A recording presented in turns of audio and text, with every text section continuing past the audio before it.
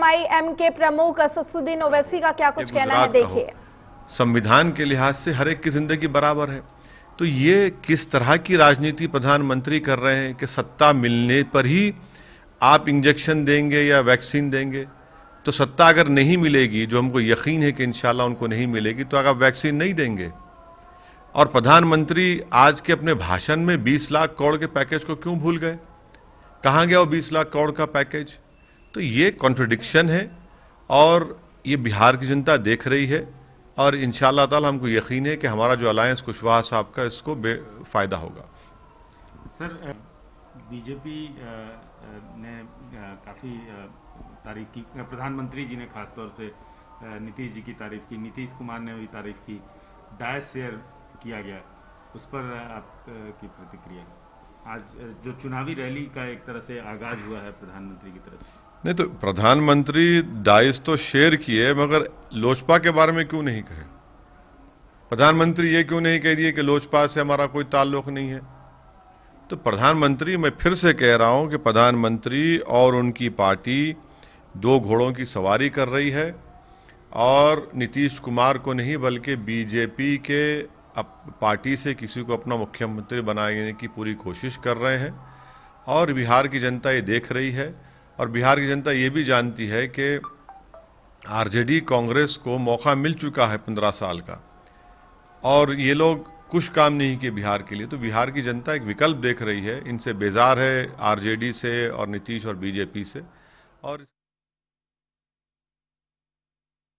सुना असदुद्दीन ओवैसी को, और इसी खबर पे लगातार हमारे साथ बने हुए हैं निशांत राय, हमारे संवाददाता। निशांत, जिस तरीके से देखा जाए असदुद्दीन ओवैसी की तरफ से जो कुछ कहा गया कि बिहार में लगातार जो बीजेपी है कहीं ना कहीं वो दो घोड़ों की सवारी कर रही है और उनके पास खुद कोई चेहरा नहीं है बिहार में उतारने के लिए, तो क्या लगता है कि बीजेपी जिस तरीके से 15 साल का आपने भी जिक्र किया कि प्रधानमंत्री अभी 15 सालों में क्या हुआ उससे बचते हुए दिखाई दे रहे हैं, लेकिन बिहार की जनता इस बार किसे सत्ता पे बिठाएगी, रुख किस तरफ जाता हुआ दिखाई दे रहा है? देखिए, बिहार के बारे में राजनीति में कहना बहुत ही मुश्किल होता है कि बिहार में क्या होगा। और बिहार का इतिहास उठाकर देखें तो बिहार हमेशा से जिस देश में जिस भी पार्टी की लहर रही है उसके खिलाफ जाकर वोटिंग करता है या फिर बिहार अपने ही मुद्दों पर वोट करता है। और ऐसे में अभी क्या स्थिति बन पाएगी, तमाम राजनीतिक पंडित या तमाम तरह के सर्वे ये नहीं बता सकते, क्योंकि अगर बीजेपी के वोटर्स की ही बात करें तो वो पूरी तरीके से साइलेंट नजर आ रहे हैं। कहीं भी आप देखेंगे तमाम सर्वे या तमाम रिपोर्ट्स में हमारे खुद संवाददाता जब पूछते हैं तो कोई भी सीधे तौर पर किसी भी पॉलिटिकल पार्टी का नाम लेने से बचता है और या तो नीतीश कुमार या तेजस्वी यादव, ये दो नाम हमें सुनाई देते हैं अगर बिहार के ग्रामीण इलाकों की बात करें। तो इसमें एक चीज तय है कि आने वाला समय ही बता पाएगा कि बिहार में कौन मुख्यमंत्री बनेगा, लेकिन सबसे बड़ी बात है कि एलजेपी का क्या रुख रहता है, एलजेपी की क्या भूमिका रहती है। एलजेपी अगर बिहार में, चूंकि रामविलास पासवान का देहांत हुआ है, बहुत बड़े नेता माने जाते हैं दलित वर्ग के वो, और उसके अलावा भी चिराग पासवान, जिस तरीके से हमने देखा कि एक तरफ रामविलास पासवान दलितों के नेता थे, लेकिन कहना नहीं चाहिए इस समय, लेकिन चिराग पासवान ने जिस तरीके से हिंदू रीति रिवाज से पूरी तरीके से कर्मकांड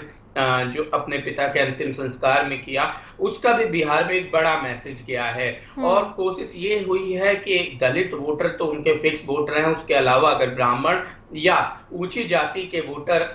एलजेपी के साथ आ जाते हैं तो एलजेपी एक अच्छा वहां पर सीटें गेन कर सकती है। और इसी उम्मीद के साथ बिल्कुल, लेकिन निशांत, अगर एलजेपी के रुख की बात करें तो एलजेपी में अगर चिराग पासवान का जिक्र करें तो वो नीतीश कुमार पर तो खुले तौर पे हमला करते हुए दिखाई दे रहे हैं, लेकिन दूसरी तरफ प्रधानमंत्री का जिक्र बार बार कर रहे हैं और उनके सपनों को, चाहे अटल बिहारी वाजपेयी के सपनों को अपने घोषणा पत्र में शामिल करने की बात हो, इसका भी जिक्र करते हुए दिखाई दे रहे हैं।